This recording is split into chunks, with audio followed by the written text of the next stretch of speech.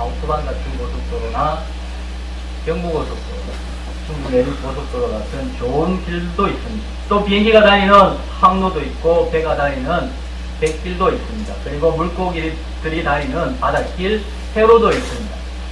상어 같은 물고기는 수천 킬로 떨어져 있는 곳을 갈 때는 꼭 자신이 다니는 길로만 다닌다고 합니다.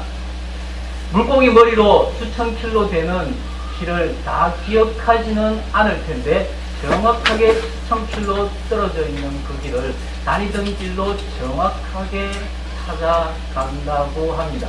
이쯤 되면 사람들 능력보다 더 뛰어난 것인데, 바꾸어 말하면 물고기가 자기 머리로 기억해서 가는 것이 아니라는 것을 알 수 있습니다.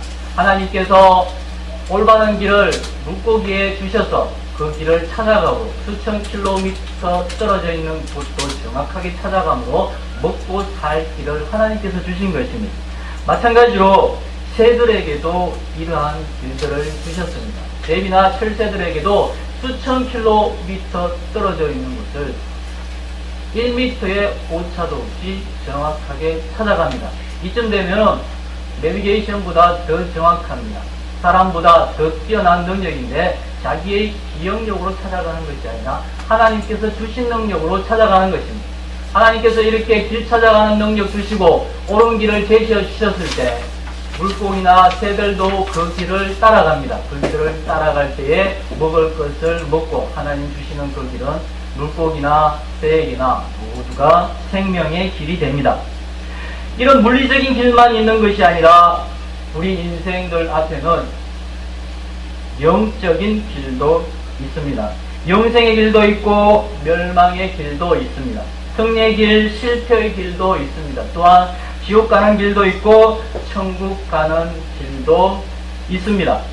우리가 인생의 길을 걸어갈 때 하나님께서 말씀하시는 길로만 가면 안전합니다. 왜냐하면 하나님께서 물고기도 지켜주시고 새를 지켜주시는데 우리는 물고기와 새보다 더 존귀한 존재이기 때문에 하나님께서 지켜주셔서 그 길이 안전하고, 우는 사자와 같이 마귀가 다닐지라도 하나님 지켜주시는 그 길에는 마귀가 하나님보다 약하므로 하나님이 인정하시는 그 길 안으로는 들어올 수도 없고 무로 핥힐 수도 없고 상처를 낼 수도 없습니다.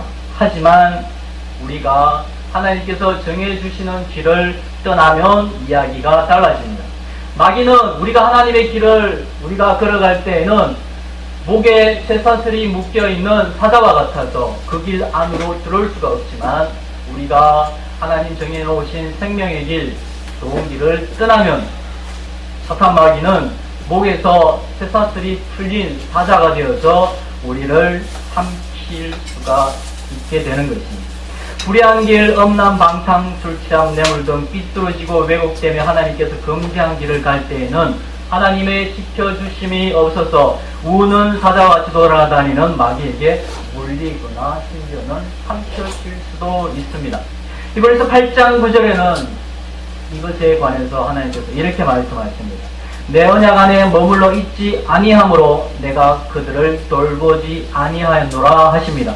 하나님 언약의 길 안에 있을 때에는 하나님께서 지켜주시지만 히브리서 8장 9절 말씀, 하나님의 말씀에 하나님의 언약의 길을 떠나면 하나님께서 지켜주시지 않는데, 하나님께서 지켜주시지 않으면 우는 사자와 같이 두루다니는 마귀가 사람들을 물고 핥히고, 그래도 옳은 길, 생명의 길을 찾아가지 않을 때는 삼킬 수도 있게 되는 것입니다. 하나님께서는 내 언약 안에 머물러 있을 때에만 지켜주겠다라고 하십니다. 출애굽 시기에 모세가 200만 명이 넘는 이스라엘을 이끌고 광야길을 지나서 가나안에 들어갈 때의 일이었습니다. 모압 왕 발락이 보니까 이스라엘이 자기보다 더 강합니다. 그런데 자기 나라 바로 코앞에 진을 치고 있습니다. 한 나라의 왕으로서 나라를 걱정하는 마음이 당연히 들 것입니다. 그런데 하나님의 말씀을 알았더라면 인생길에서 불안하거나 초조할 필요가 전혀 없었습니다. 왜냐하면 하나님께서 이렇게 말씀하셨기 때문입니다.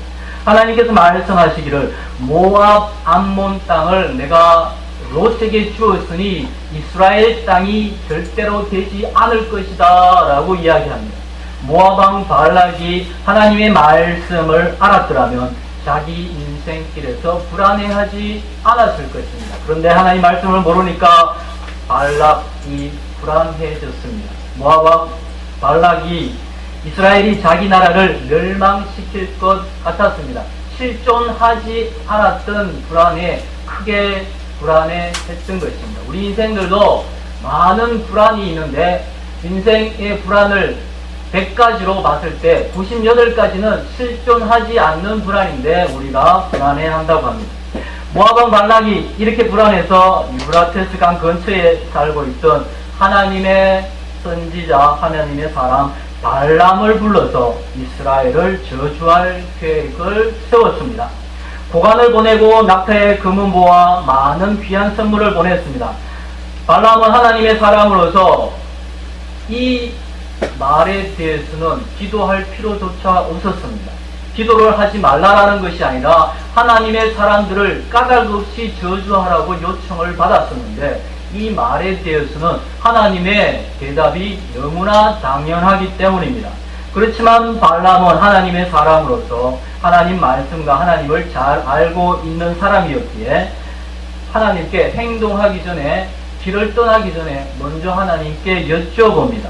어떻게 할까요? 여쭤보았더니 아니나 다를까 하나님께서는 이렇게 대답하십니다. 너는 그들과 함께 길을 가지 말라 하십니다. 너무나 당연한 것이죠. 하나님의 사람들, 올바른 길을 걸어가고 있는 사람들을 저주하라고 하는데 하나님께서 그 길을 기뻐하시고 허락하실 이유가 없습니다. 그래서 하나님께서 기뻐하시지 않는 길을 선지자 발람이 가지 않았습니다. 두 번째로 모압 왕 발락이 고관 대작을 더 많이 보낼 때에 발람이 하나님께 두 번째로 기도합니다. 하나님께서 이미 대답하셨는데 같은 제목을 가지고 두 번 기도합니다. 이것은 하나님의 길을 꺾고 자기의 길을 가고 싶다라는 표현입니다. 그래서 하나님께서 원하시지는 않았지만 두 번째 발람이 기도할 때 하나님께서 가라 하셔서 발람이 길을 떠나는데 여호와의 사자가 발람이 오는 길 앞에 칼을 빼고 기다리고 있습니다. 두 번째로 승낙한 것은 승낙한 것이 아니었고 발람이 원하기에 그 길을 허락하셨을 뿐입니다. 칼을 빼어든 것은 하나님의 말씀을 불순종하고 가지 말아야 할 길을 가고 있기 때문에 칼로 죽이겠다라는 의사 표시였습니다. 그런데 타고 있던 나귀가 선지자의 나귀여서 그런지 영안이 활짝 열렸습니다. 선지자는 영안이 열리지 않아서 여호와의 사자가 칼 빼든 것을 보지 못하는데 나귀가 영안이 열려서 선지자보다 눈이 더 밝아져서 여호와의 사자가 칼 빼들고 있는 것을 보므로 자기가 죽기 싫어서 이리저리 3번 피합니다. 이렇게 어떻게 되었던 하나님께서 나귀가 피함으로 발람이 피하는 것으로 억지로 여겨주시고 발람을 용서하시고 죽이지 않으시고 이스라엘을 저주하지 말고 내가 명령한 것만 말해라 라고 길을 허락해 주십니다. 발람이 처음에는 모압의 산지에 와서 하나님의 명령대로 이스라엘을 축복하는데 모압 왕이 계속해서 높은 지위를 주겠다, 고위 공문을 시켜주겠다, 금은 보화를 주겠다, 통장에 수십억을 넣어주겠다 이렇게 하니까 선지자 발람이 이스라엘이 죽는 길, 하나님을 떠나는 길을 마침내 가르쳐 주고 맙니다. 생명의 길을 알고 있으니 사망의 길도 알고 있습니다. 생명의 길을 반대편으로 가면은 사망의 길이 되기 때문에 하나님을 잘 알고 있는 사람이라서 어떻게 하면 살고 어떻게 하면 죽는지 아는데 돈이 욕심이 생겨서 하나님께서 말씀하신 반대의 길, 사망의 길도 자신도 같이 갔습니다. 발락이 모압의 여자 중 예쁜 여자를 보내어 깨어 우상 숭배하게 하고 절하게 했고 그뿐만 아니라 그들과 건너면 돌아올 수 없는 강도 건너가게 유혹했습니다. 우상 숭배와 이 음행의 결과로 24,000명의 이스라엘 사람들이 죽었습니다. 발람 선지자는 사람들을 살려야 될 하나님의 선지자임에도 불구하고 24,000명을 사망의 길로 인도하는 마귀의 종노릇을 했던 것입니다.